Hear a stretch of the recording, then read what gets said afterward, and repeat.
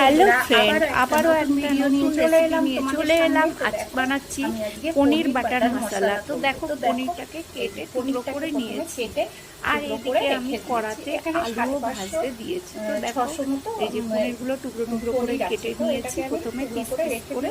তো এইবার আমি এরকম কড়াতে তেল দিয়ে আমি আলুটাকে কিন্তু বেশ ভালো করে ভাজা ভাজা করে নিয়েছি। তা আমি আস্তে আস্তে ভাজা ভাজা করে নিচ্ছি, একটু যাতে বেশি সময় না লাগে। ঝোলটা যখন করবো মাখা মাখা করে, তখন বেশি টাইম লাগবে না, ওই জন্য আলুটাকে ভালো করে ভেজে নিয়েছি। আর এদিকে দেখো, ভাজা একটা মশলা বানিয়েছিলাম। ওটা কড়াতে আমি প্রথমে একটু তেল দিয়েছিলাম, সাদা তেল, তারপরে 1 ইঞ্চি শুকনো আদা, একটা কাঁচা লঙ্কা, 2টো শুকনো লঙ্কার গুঁড়ো, 2টো শুকনো লঙ্কা, আর গুঁড়ো লঙ্কাও কাশ্মীরি লঙ্কা আছে, আর এমনি গুঁড়ো লঙ্কাও দিয়েছিলাম।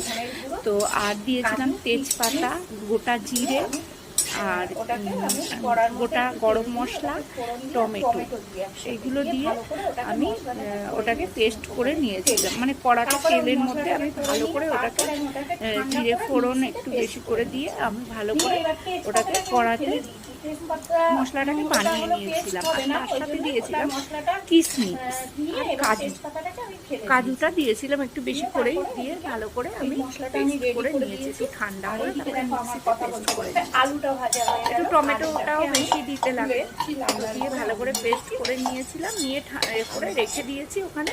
আর এদিকে দেখো, আমি কথা বলতে বলতে আলুটাও আমার ভাজা হয়ে গেল, ভাজা রেডি। আর এইদিকে আমি দেখো কড়াটা থেকে তেল দেবো আর একটু, দেখো আলু আমার পুরো ভাজা কমপ্লিট। পনিরটাকে আমি হালকা করে একটু ভেজে নেব, পনিরটাকে একটু তেলে নাড়াচাড়া করে নেবো, বেশি ভাজবো না, হালকা করে একটু ভেজে নেব। তো এইভাবেই একে একে সব করে নিচ্ছি। এটা কিন্তু খুব সুন্দর টেস্টি হয় পনির বাটার মশলা, তো দারুণ সুন্দর টেস্ট হয়। আর মশলাটাকে তুমি যদি এইরকমভাবে করো আমার মতো, মানে মশলাটা আমি তখন দেখানোর একটু সময় পাইনি, একটু ব্যস্ত ছিলাম বলে, তো ওই জন্য পরে আমি মশলাটাকে ঠান্ডা করে পেস্ট করেছি। তো মশলাটা ওইভাবে তোমরা কড়াতে প্রথমে আগে মানে গোটা গরম মশলা, গোটা সব কিছু মশলা দিয়ে ভালো করে ওটাকে মশলাটাকে বানিয়ে নেবে।